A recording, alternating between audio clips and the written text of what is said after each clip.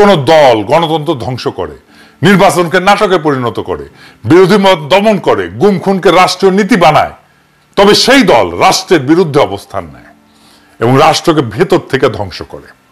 এই ক্ষেত্রে রাষ্ট্রের দায়িত্ব হইতেছে সেই দলকে নিষিদ্ধ কইরা রাষ্ট্রের নীতির এবং গণতন্ত্রের শুদ্ধতা রক্ষা করা।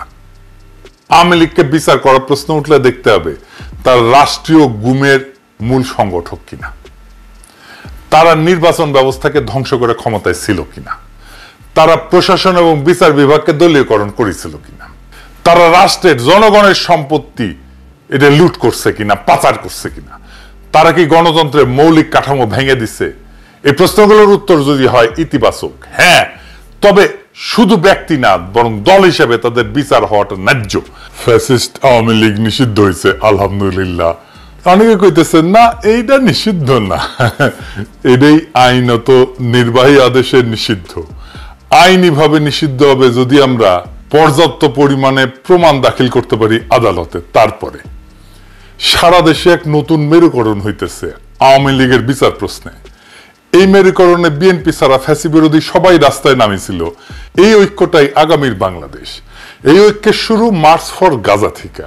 বিএনপি এখানে ছিল কিন্তু না থাকার মতোই, শেষ মুহূর্তে এসে ট্রেনে ওঠার মতো আর কি, লাস্ট মোমেন্টে এসে একটা বক্তৃতা মেরে গেছে।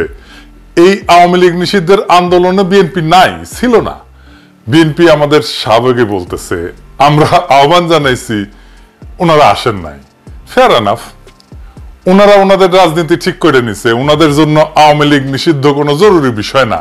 কিন্তু এটাই হবে আগামীর বাংলাদেশের রাজনৈতিক ফ্রন্ট, যারা আওয়ামী লীগ নিষিদ্ধের প্রশ্নে মাঠে নামছে। এই ফ্রন্ট যদি দাঁড়ায় যায় তাহলে বিএনপি খুবই মুশকিলে পড়বে এদের সাথে নির্বাচনে মোকাবেলা করতে, কারণ এরাই ভারতীয় আধিপত্যবাদের বিরুদ্ধে আওয়ামী লীগের নিষিদ্ধের পক্ষে।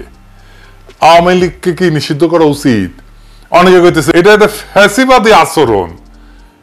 এই প্রশ্নটা আমরা কিভাবে ফয়সালা করব? আমাদের এই প্রশ্নের ফয়সালা করতে হবে আবেগের ঊর্ধ্বে উঠা, কোন ঘৃণা বা আবেগের বশবর্তী না হইয়া এটা আমাদের ফয়সালা করতে হবে। এমন ভাবে করতে হবে যেন ওই কথা কামেলেরা কোনো যুক্তি তুলে ধরতে না পারে, বিএনপি যেন পিছলাই যেতে না পারে। বিএনপি আওয়ামী লীগ নিষিদ্ধের প্রশ্নে কোনো শক্ত অবস্থান নিতে পারেন নাই, তাই না? এক এক সময় এক এক কথা বলিছে, এক এক নেতা এক এক আর্গুমেন্ট দিচ্ছে, সবকিছুর সার কথা হইতেছে বিএনপি নির্বাহী আদেশে আওয়ামী লীগের নিষিদ্ধ চায় না। গয়েশ্বর বাবু বলছেন যে আজকে আওয়ামী লীগ নিষিদ্ধ করেছে, আগামীতে তারা বিএনপিকেও নিষিদ্ধ করতে পারে। যমুনা আর শাহবাগে না আইসা বিএনপি পলিটিক্যালি লস করলো, কিন্তু এই ছাড়া বিএনপির উপায় ছিল না। এটাই সেই পলিটিক্যাল লাইন যেটা বিএনপি গ্রহণ করেছে। আবার বিএনপির চেয়ারপারসন মানে খালেদা জিয়ার উপদেষ্টার কথা শুনেন, জোগাড়টার কথা শুনেন। না, মিমি সাহেবের যে খেলাধুলা হয়েছে এই ছেলে পেলেদেরকে নিয়ে, আমি তো বলি ন্যাশনাল এনসিপি না, ন্যাশনাল চিলড্রেন পার্টি। এই বাচ্চা কাচ্চারা কখন কি মনে চায়, এখন দুধ খাবো না, একটু পরে চকলেট খাবো, একটু পরে রসগোল্লা খাবো না, খাবো না, দেশটাকে তো এরকম মনে করছে। আর ওই লুটপাট করে কিছু টাকা পয়সা, এরা তো আসলে গড় আছে দয় নাই, এইরকম গড়ের ছেলেরা আসছিল এখানে, এবং এদেরকে কালো শক্তি এদেরকে রেডি করিয়া কয়েক বছর এই কাজটা করাইছে। এখন এরা ধরাকে সরা জ্ঞান করে। কয়জন মানুষ হয়েছে ইউনূস সাহেবের বাড়ি ঘেরাও করবো, পুলিশ বাধা দেয় না, মিলিটারি তাদেরকে দুলাভাই ডাকে, হ্যাঁ আব্বাজান ডাকে পুলিশে, এরা এত আদর যত্ন, মেয়েরা মানে জামাই আদরে নিয়ে আসে। কয়জন লোক হয়েছে এখানে? আওয়ামী লীগের যদি বাধা না দেয়, এখনো যদি বাধা না দেয়, আওয়ামী লীগের ঢাকা সিটির একটা ওয়ার্ড থেকে যে লোক একটা এখানে আসবে ইউনূস সাহেবের এইখানে, অতগুলো লোক তো হয় নাই। কাজে এরা যদি 200-500 লোকে এইভাবে দাবি করে আর রাস্তার মধ্যে বৈশা যদি একটা কোটি কোটি মানুষের একটা রাজনৈতিক দলকে নিষিদ্ধ করে দিতে পারে, ভালো ভালো। কিন্তু এই নিষিদ্ধ তো এই পৃথিবীতে কোনো কারণে কোনো ডেমোক্রেটিক লোক, কোনো গণতন্ত্র বিশ্বাসী লোক চাইতে পারে না। আমার দলও চায় না, আমিও চাই না। এটা তো হইতে পারে, এটা কি করবে তারা? আওয়ামী লীগকে নিষিদ্ধ করলে জনগণ করুক, আমার কথা। এরা কারা, এরা কি? ওর কথা আর কইবার চাই না। তো ওই বিএনপি করে নাকি আওয়ামী লীগ করে? আবার মির্জা ফখরুল কি বলেছিল? উনি কইছিলেন আওয়ামী লীগকে নির্বাচনে বাধা এবং নিষিদ্ধ করা উচিত না। কইছিলেন রাজনৈতিক দল হিসেবে কাউকে বাধা দিতে পারি না, আওয়ামী লীগ নিষিদ্ধের বিষয়ে ফখরুল আবার এখন কইতেছেন 18 কোটি মানুষ আওয়ামী লীগকে চায় না। তো উনারা কি বলেন বুঝা বলেন কিনা আল্লাহ জানেন। আওয়ামী লীগকে নিষিদ্ধ করার প্রশ্নে কেন বিএনপি দ্বিধান্বিত? কারণ তারা মনে করতেছে যে বাংলাদেশে ইসলামপন্থীদের উত্থান হয়েছে, তারা একা ইসলামপন্থীদের ঠেকাইতে পারবে না। এই জন্যই তাদের এই দ্বিধা বইলে আমার মনে হয়। মির্জা ফখরুলের বক্তব্য আমরা পরে আবার একটু বুঝে দেখবো, কিন্তু এবার আসেন দল হিসেবে আওয়ামী লীগের বিচার কেন হবে সেটা একটু বুঝে দেখি। আসিফ নজরুল ভাই বলছেন রাজনৈতিক দলগুলো চাইলে আওয়ামী লীগ নিষিদ্ধ করা যাবে। আওয়ামী লীগের নিষিদ্ধ কি রাজনৈতিক দলের চাওয়ার বিষয় হয়? সব রাজনৈতিক দল চাইলে কি আমরা কোন রাজনৈতিক দলকে নিষিদ্ধ করতে পারি? আবার ধরেন কেউ চাইতেছে না, তাইলে কি আমরা কোন রাজনৈতিক দলকে নিষিদ্ধ করতে পারবো না? এটা একটা জটিল প্রশ্ন। এই প্রশ্নটা আমাদেরকে খুব গভীরভাবে বুঝে দেখতে হবে কেন আওয়ামী লীগের বিচার আর নিষিদ্ধের বিষয়টা রাজনৈতিক দলগুলোর চাওয়া না চাওয়ার বিষয় না, এমনকি জনগণের চাওয়া না চাওয়ার বিষয় না। ধরেন একজন ব্যক্তি অপরাধ করলো, তাকে ব্যক্তিগতভাবে দায়ী করা যায়, এটা খুবই সহজ কথা। কিন্তু যখন একটা রাজনৈতিক দল সংগঠিতভাবে অপরাধ করে, রাষ্ট্রবিরোধী কাজ করে, মানবাধিকার লঙ্ঘন করে বা গণতন্ত্র ধ্বংস করে, তখন বিষয়টা শুধু ব্যক্তির অপরাধ থাকে না, তখন তা হয় ইনস্টিটিউশনাল বা সাংগঠনিক অপরাধ, যার বিচার দল হিসেবে করা যায়। তো এই সংগঠিত অপরাধটা কি আসলে? এই সংগঠিত অপরাধ হইতেছে রাজনৈতিক দলের সেই অপরাধ যা রাষ্ট্রের যে বুনিয়াদী আদর্শ সেটাকে ধ্বংস করে দেয়। রাষ্ট্রের বুনিয়াদী আদর্শটা কি এটা বুঝতে হলে আমাদের বুঝতে হবে রাষ্ট্রটা আসলে কি। এই বিষয়টা একটু জটিল মনে হইতে পারে, কিন্তু সেলসেলাইয়া বুঝে যাবেন, কোনো অসুবিধা নাই। এই বিষয়টা আমাদের বোঝা খুবই দরকার, কেন আওয়ামী লীগকে আমরা নিষিদ্ধ করতে চাই। রাষ্ট্র আমাদের সবার সার্বভৌম ক্ষমতার একটা অংশের সমষ্টি, মানে সবার, আপনার আমার সবার সার্বভৌম ক্ষমতার একটা অংশ আমরা দিয়া রাষ্ট্রটাকে বানাই। যে আমরা রাষ্ট্রকে দিয়া, ওই সার্বভৌম ক্ষমতা রাষ্ট্রকে দিয়া তারা শক্তিশালী করি। কেন করি? কারণ সে আমাকে রক্ষা করবে, এটা রাষ্ট্রের দায়িত্ব। ধরেন আমরা কেউ মারল, একজন মর্যাদাবান মানুষ হিসেবে আপনার আমার দায়িত্ব হচ্ছে পাল্টা মাইর দেওয়া, তাই না? যে আমার মারছে, আমরা পাল্টা মার দিই না। কেন দিই না? আমি আমার পাল্টা মার দেওয়ার ক্ষমতাকে রাষ্ট্রের হাতে অর্পণ করি আর বলি আমার এই ক্ষমতা নাও, আর আমারে যে মারছে তার বিচার করো। এই যে রাষ্ট্রের সাথে আমার বোঝাপড়া, জনগণের যে চুক্তি, আমি যে কইলাম যে আমার ক্ষমতা নাও, তুমি এটার বিচার করবা, এটাই হইতেছে সংবিধান। আমার রাষ্ট্রের কাছে নিবেদন করার শক্তি নিয়ে তৈরি হয় রাষ্ট্রের প্রতিষ্ঠান, পুলিশ হয়, আর্মি হয়, আদালত হয়, নির্বাচন কমিশন হয়, আমলাতন্ত্র হয়। তাহলে রাষ্ট্রের মৌলিক কাজ হতেছে নাগরিকের সুরক্ষা দেওয়া। সরকার আমরা নির্বাচন করি এই রাষ্ট্রকে চালানোর জন্য, সে আমার আপনার চাকর, কিন্তু সেই যখন মালিক হইয়া বসে আর রাষ্ট্র যেটার মালিক সেটা দখল নিয়ে নেয় আর আমার বিরুদ্ধেই কৃপান তোলে, আমারে সুরক্ষা কি? আমি হয়ে যাই জুলুমের শিকার, আমারে ক্রসফায়ারে দেয়, আমারে গ্রুম করা হয়, আমার সম্পদ লুট করা হয়। সে বলতে থাকে এটা আমার দেশ, আমার বাবা স্বাধীন করেছে, আমি দেশের মানুষকে খাওয়াই, আমি এটা করে দিয়েছি, ওইটা করে দিয়েছি, আমি তো বলে দিয়েছি সব বন্ধ করে বসে থাকবো, আমি টিভি চ্যানেল দিয়েছি, আমি মোবাইল দিয়েছি, আমি উন্নয়ন করেছি, আমি আমি আমি আমি আমি আমি এইটা একটা রাষ্ট্রের সাথে, ওই নাগরিকের সাথে কন্ট্রাক্টের বরখেলাপ। এটাই রাষ্ট্রের বুনিয়াদী বৈশিষ্ট্যকে ধ্বংস করা। এই দলকে রাষ্ট্রে থাকতে দেওয়া যাবে না, এটা ক্যান্সার। এটাকে কাইটা ফেলে না দিলে আপনাদের মেরে ফেলবে। সব দল যদি চায়, সব মানুষ যদি চায় না এই দল থাকুক, তাও এটারে থাকতে দেওয়া যাবে না। মির্জা ফখরুল বলেন যে জনগণ সিদ্ধান্ত নেবে আওয়ামী লীগ থাকবে নাকি থাকবে না। এটা একটা বুলশিট। এটাতে বোঝা যায় উনি রাজনীতি বিষয়টাই বুঝেন না, অথবা ইচ্ছা কইরা বিভ্রান্ত করতেছেন। আওয়ামী লীগকে নিষিদ্ধ করা জনগণের সিদ্ধান্ত নেওয়ার বিষয় না, এটা আগে আলাপ করছে। কেন? আর একবার একটু বুঝে দেখি। কোন দল তাদের আদর্শ বা রাজনীতি একটা গণতান্ত্রিক রাষ্ট্র সহ্য করতে পারবে কিনা, এই সিদ্ধান্তগুলো নির্ধারিত হয় মূলত আইনের শাখা বা জুরিসপ্রুডেন্স এবং রাজনৈতিক দর্শনের আলোকে। এগুলোর সাথে জনমতের কোনো সরাসরি সম্পর্ক নাই। এটা জনমতের বিষয় না, এটা একটা আইনি বিষয়, এটা একটা রাজনৈতিক দর্শনের বিষয়। জনমত দিয়ে তাইলে কি করা হয়? জনমত দিয়ে করা হয় রাষ্ট্র কেমন হবে, কি ধরনের ন্যায় বিচার ভিত্তিক কাঠামোর উপরে দাঁড়াবে, সেটাই জনমতের মূল ফয়সালা। এই জনমতের ভিত্তিতে রাষ্ট্রে যে একটা ইনসাফের কাঠামো গড়ে ওঠে, ইনস্টিটিউশন গড়ে ওঠে, আমরা যেটাকে ইনস্টিটিউশন বলি, সেটাই আইন প্রয়োগের মাধ্যমে কার্যকর হয়। কখনো কখনো জনমত রাষ্ট্রীয় ফাউন্ডেশনের, এই বুনিয়াদী ফাউন্ডেশনের পরিপন্থী হতে পারে। সেই পরিস্থিতিতে জনমতে তোয়াক্কা করা যাবে না। রাষ্ট্রকে সিদ্ধান্ত নিতে হবে যে তার ন্যায় বিচারমূলক কাঠামো অনুযায়ী এইটা তার ফাউন্ডেশনের পরিপন্থী কিনা। যেমন ক্রসফায়ার, পুলিশ হেফাজতে নির্বাচন, গণধোলাই, এই সমস্ত অনেক দেশে জনপ্রিয় হইতে পারে, পাবলিক পছন্দও করতে পারে, কিন্তু তার রাষ্ট্রের মৌলিক ন্যায় বিচার এবং ভাবনার পরিপন্থী। সুতরাং এইগুলা বিচার ব্যবস্থার দৃষ্টিতে খুন, টর্চার, অ্যাটেম্প টু মার্ডার, এইসব ফৌজদারি অপরাধ হিসেবে গণ্য হবে। এইখানে জনমতের দোহাই দিয়া অপরাধের অস্বীকারের কোনো সুযোগ নেই।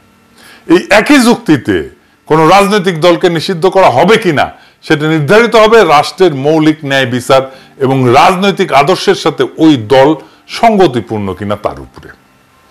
জনমত বা অন্যান্য কোন রাজনৈতিক দলগুলোর মতামত এখানে বিবেচ্য না। যদি আওয়ামী লীগ আদর্শিকভাবে ফ্যাসিস্ট হয় এবং সন্ত্রাসবাদ হয় তাদের রাজনৈতিক কৌশল, তাহলে বিএনপি বা অন্য দল তাদের টিকায় রাখার পক্ষে থাকলেও রাষ্ট্র তাদের নিষিদ্ধ করতে বাধ্য, কারণ এইটা রাষ্ট্রের ফাউন্ডেশনের বিরোধী, এটা রাষ্ট্রকেই ধ্বংস করে ফেলবে।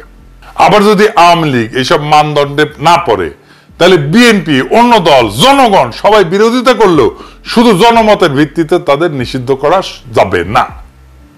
আওয়ামী লীগকে নিষিদ্ধ করাটা ফ্যাসিবাদ না, বরং ফ্যাসিবাদের দোহাই দিয়ে এই ইন্ডিয়ান মাফিয়া দুর্বৃত্তকে টিকায় রাখাটাই একটা ফাতরামি।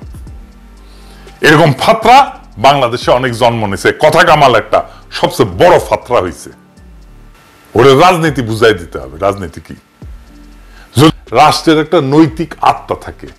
জন রলস বলছিলেন, a just society is one in which institutions are fair.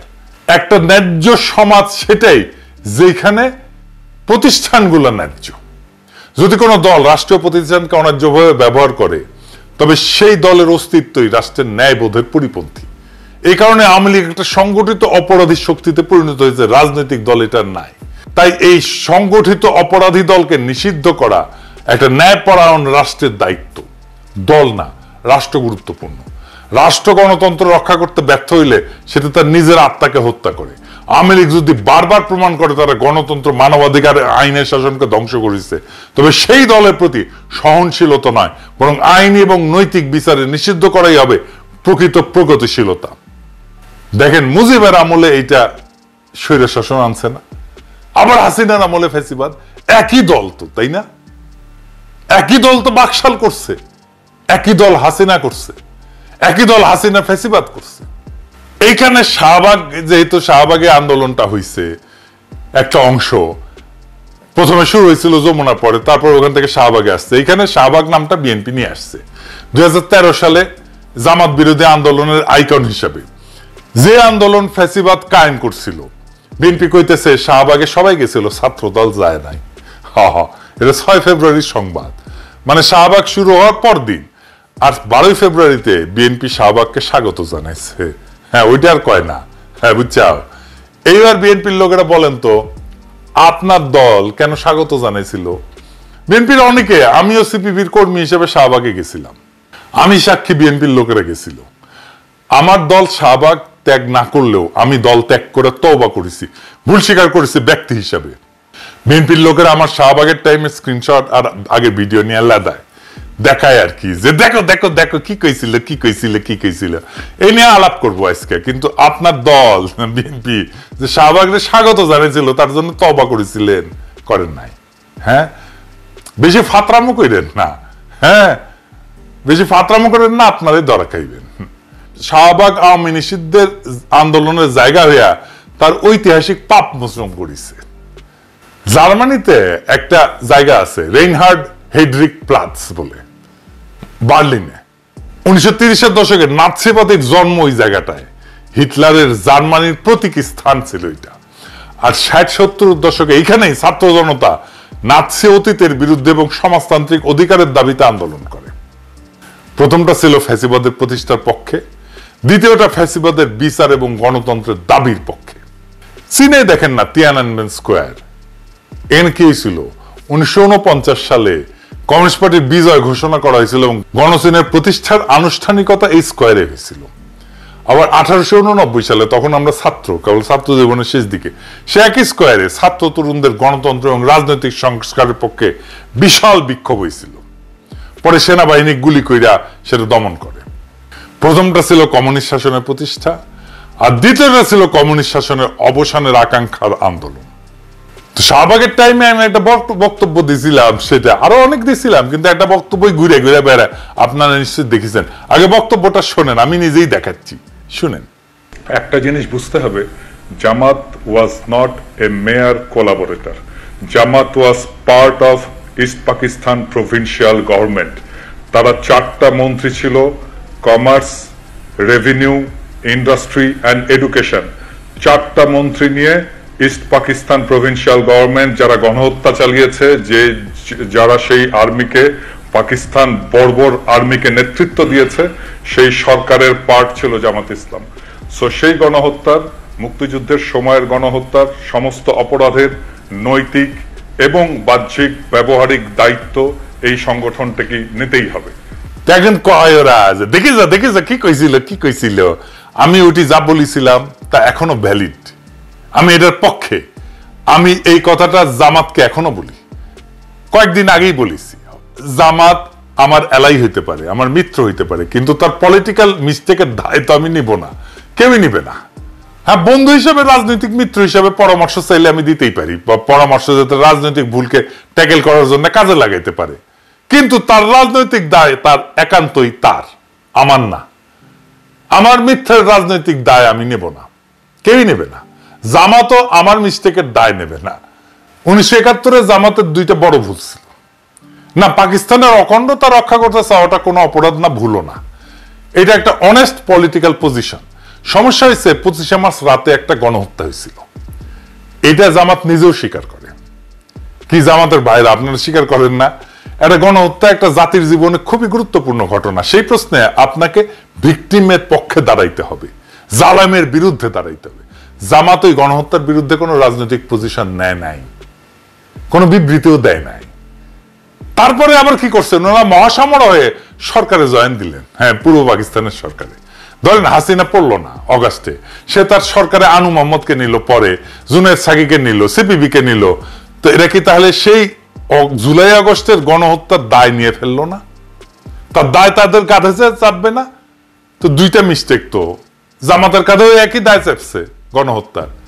তো জামাতকে এই প্রশ্নের ফয়সালা তো করতেই হবে, এটাকে ফয়সালাবিহীন রাখা যাবে না। আমি ওই সময় ওই বয়সে মিস্টেকটা খুবই সঠিকভাবে ধরতে পারিছিলাম। চালান এটা বরং বোঝাবে যে আমি কোনো পলিটিক্যাল মিস্টেক করি নাই। আওয়ামী লীগ নিষিদ্ধ হয়েছে, এটা কোনো প্রতিশোধ বা কোনো প্রতিহিংসার বহিঃপ্রকাশ না, এটা হইল রাষ্ট্রের আত্মরক্ষার একটা জরুরি পদক্ষেপ। এই সিদ্ধান্ত কেবল রাজনৈতিক না, এটা ন্যায় বিচারের প্রশ্ন, ইনসাফের প্রশ্ন। আজ বাংলাদেশের রাজপথে যারা আওয়ামী লীগের নিষিদ্ধের দাবি নিয়ে দাঁড়াইছিল, তারা কেবল একটা দলের বিরুদ্ধে না, তারা দাঁড়াইছে ফ্যাসিজম, দখলদারিত্ব, রাষ্ট্রীয় সন্ত্রাস, ভারতীয় আধিপত্য, ভোট চুরি, গণতন্ত্রহীনতার বিরুদ্ধে, মানবিক অধিকার ধ্বংসের বিরুদ্ধে। বিএনপি এই ইতিহাস ঘন মঞ্চে থাকতে পারল না, আফসোস। তাতে কিছু আসে যায় না, ইতিহাস অপেক্ষা করে না। যে ফ্রন্ট আজকে রাজপথে নামছে তারাই ভবিষ্যতের বাংলাদেশ রচনা করবে। এই লড়াই কোনো দলের পক্ষে বা বিপক্ষে না, এই লড়াই একটা নতুন রাষ্ট্র চিন্তার পক্ষে, যেখানে জনগণ হবে মালিক, রাষ্ট্র হবে তাদের রক্ষক, আর আইন হবে সকলের জন্য সমান। ফখরুল সাহেবরা যতই বলুক নিষিদ্ধ করা উচিত না, জনগণ আজ সিদ্ধান্ত নিয়ে ফেলছে, এই দল আর রাষ্ট্রে থাকতে পারবে না। কারণ এই দল জনগণের উপর চালাইছে যুদ্ধ। এই দল আদালত, প্রশাসন, নির্বাচন সবকিছু ধ্বংস করে নিজের জন্য একটা ব্যক্তি নির্ভর ফ্যাসিস্ট রাজত্ব কায়েম করছিল। এখন সময় আসছে জনগণের রাষ্ট্র পুনর্গঠনের। যারা আওয়ামী লীগের বিচার চায়, নিষিদ্ধ চায়, তারাই আজ বাংলাদেশের আসল গণতান্ত্রিক শক্তি। ইতিহাস একদিন বলবে এই নিষিদ্ধই ছিল গণতন্ত্র পুনরুদ্ধারের প্রথম পদক্ষেপ। আর এই যাত্রা যেটা শুরু হয়েছে সেটা কোনো একক নেতার না, কোনো দলীয় কৌশলেরও না, এটা জনগণের বিপ্লব, এটা আত্মার দাগ। এই আওয়ামী লীগের নিষিদ্ধ করে আমাদের যে যাত্রা, সেটা ইতিহাসের শুরু, শেষ না। আমরা এটা শেষ পর্যন্ত নিয়ে যাব, জনগণের বিপ্লবকে চূড়ান্ত লক্ষ্যে পৌঁছে দেব ইনশাল্লাহ।